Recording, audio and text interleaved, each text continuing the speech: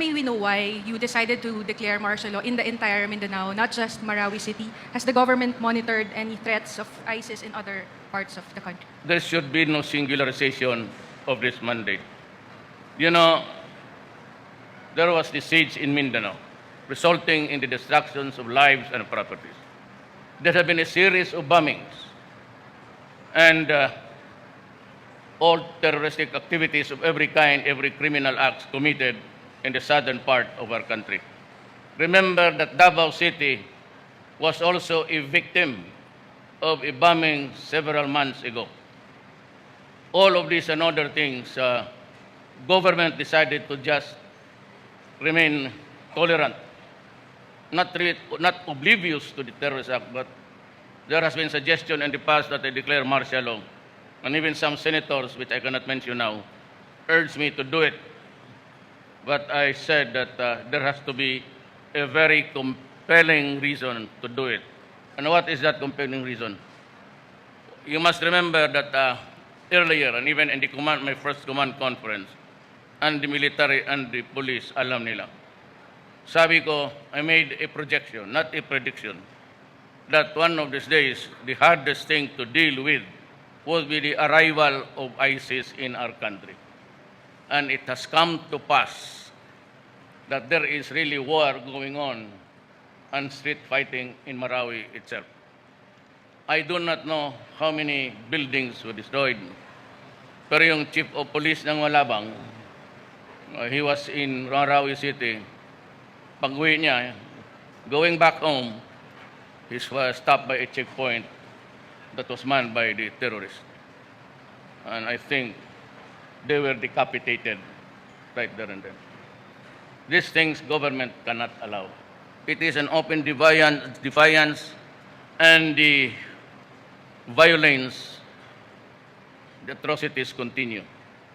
Government must put an end to this. I cannot gamble with ISIS because they are everywhere. And you know what is happening, or you must be very aware of what happened in the Middle East. I was asked during the debates in LaSalle, but unfortunately I was the only candidate who showed up, and I was asked what would be my response to terrorism. And I said I would be harsh, and harsh in enforcing the law. Just a few days ago, and in the past months, I have always said, do not force my hand into it. Because if I start to declare martial law, I will solve all the problems of Mindanao connected with law and order. As president, if I cannot confront them, I will resign.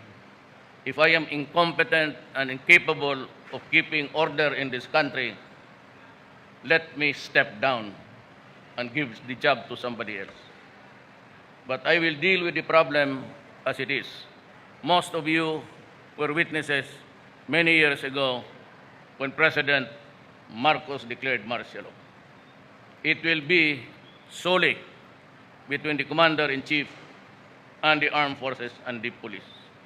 But I will assure you that I am not willing to allow abuses. Government is still running, Congress is functioning, the courts are open for citizens to seek their grievance. But in keeping with the law and order, it behooves now on the military, the armed forces, to do what is expected of them. Restore order. And that martial law covers the area of the whole of the entire Pulo, Basilan, and Tawi-Tawi. I am appealing to the humanity of everybody, especially those who saw terror. Do not allow the ISIS to come in. I warn you again, do not do it, because, as I have said, my response would be harsh. I will not hesitate to do anything and everything to protect and preserve the Filipino nation.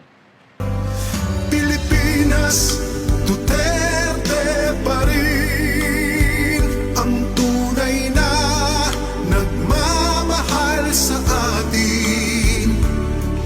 laban niya ay laban A Filipino for nothing. I did what I have to do. Whether you believe it or not, I did it for my country.